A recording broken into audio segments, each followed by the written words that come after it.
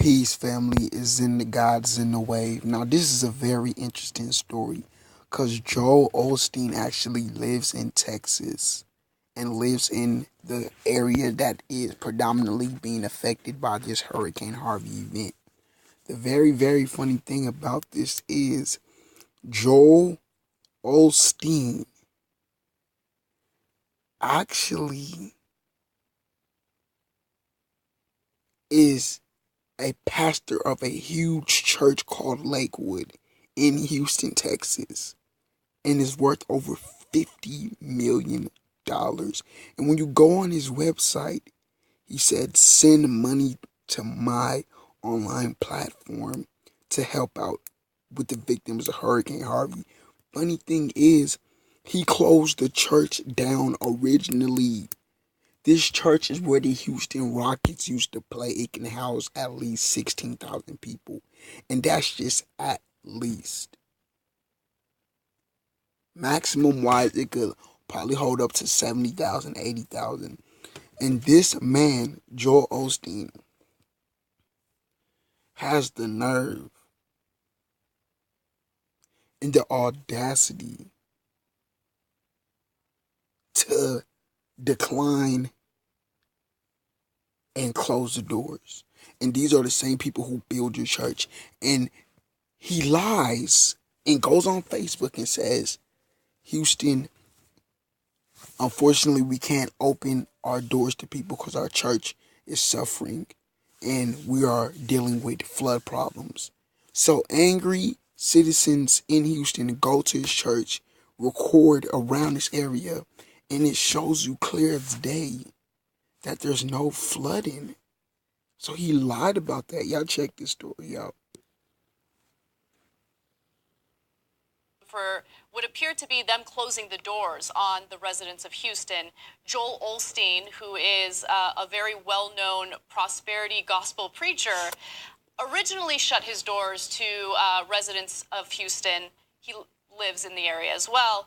However, after criticism, it appears that he opened the doors to his gigantic church, which can house 16,800 people, and is now taking care of them. Now, on Sunday, Lakewood Church posted on Facebook that it was, quote, inaccessible due to severe flooding and directed displaced residents to shelters in the city. The church can hold more than 16,800 people. The Facebook post did court criticism on social media, where photos appeared to suggest that the massive building had not been damaged by the rains. All right, so I'm going to be as clear as I can on this story. There is not a lot of clarity on what's really going on, right? So Joel Osteen is claiming that it was in an area that had a flood warning. He claimed that, the church was not flooded itself, but the parking garage was flooded. People who lived in the area said that's not true. They shared pictures on social media and said there are cars driving in this area. There's no flooding. The church is completely fine. Even Snopes looked into it and said that the results of this story are mixed. So it's really hard to assess the situation. That's not Lakewood Church. That is not Lakewood Church. And I'm going to prove to you how the Young Turks are mainstream terrorists.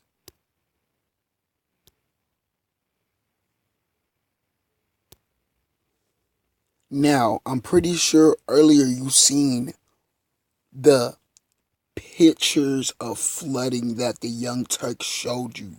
Now look at the underground advice show media and look at the truth being exposed for itself. Some people died, and as we stated before, a lot of people are displaced.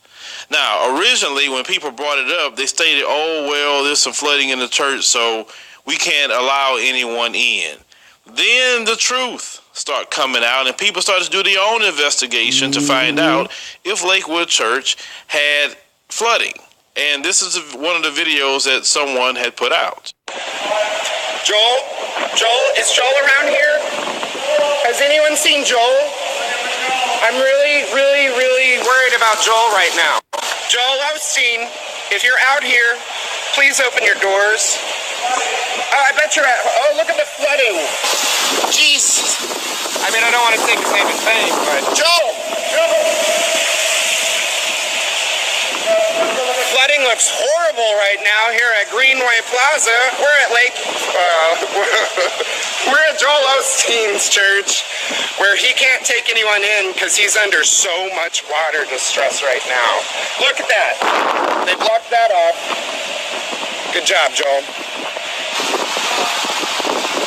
And there you have it for yourself. Joel Osteen exposed and the Young Turks exposed for showing you false side or one side of the media.